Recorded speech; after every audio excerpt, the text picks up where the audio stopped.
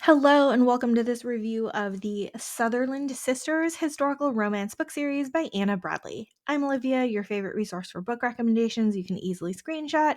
You're watching Random Olive Reads. First up is Lady Eleanor's seventh suitor. Eleanor is the sister of an earl who is renowned for rejecting a multitude of suitors, but really she's just trying to hold out until she falls in love. Unfortunately, Camden has decided to orchestrate her sister's potential ruin so that he can blackmail Eleanor into marriage.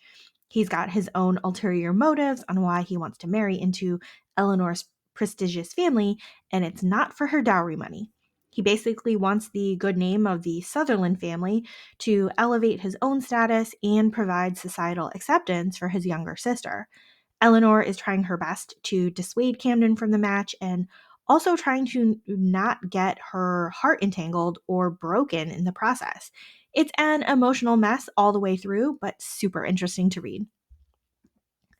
Lady Charlotte's First Love is book 2 of the series. Charlotte is a widowed marchioness, courting scandal and ruin with her new wicked widow friends, and the newly returned army hero Julian is tasked by his cousin to oversee and protect her.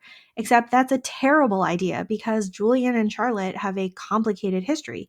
He seduced her so that his cousin could blackmail her sister into marriage, and then she married somebody else, and then he joined the army. Now she's a widow and all sorts of emotionally distraught, and he has come back from war with his own emotional distress. It's a bad match all around, except for all of these nostalgic feelings and their attraction for each other. This book was delightfully chaotic to read, and I was just waiting to see when they'd finally talk through all of their problems. Twelfth Night with the Earl is book 3 of the series. This book actually packs an emotional transformation in a relatively quick novella. Ethan is a debauched earl and rumored to have murdered his older brother, coming to his estate in Cornwall to close it down for good. He does not find the house abandoned as he expected, but a full blown Christmas party is taking place. The new housekeeper of the estate is his childhood friend Thea, who has made this place her home, and she is stubborn about the idea of being kicked out. She takes this opportunity to try to remind Ethan about his happy memories of the house to convince him to stay. However, despite their childhood crushes on each other, Ethan's got way too many demons regarding this house, the death of his mother and the death of his brother. And now that he's here, he's got to face all of these feelings that he's been trying to repress as he leads his scandalous life in London.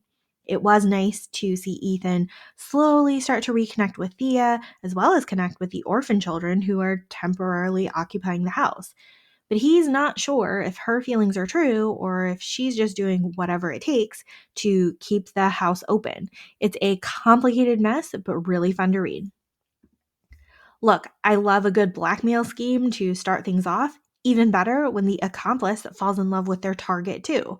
Now, the first two books of this series are very tightly connected. Eleanor and Charlotte are sisters of the story, so I highly recommend reading these two books in order. Now, the third book has to do with a rejected suitor from book 2 and can pretty much stand alone if you just want a Christmas novella to read. I did enjoy reading all of them and found the series to be an easy and entertaining read. Thank you so much for watching this video. Hopefully you've added this series to your TBR. Links to all of these books are in the description box. Like and subscribe to get updates, and you can follow me on Instagram at randomolive.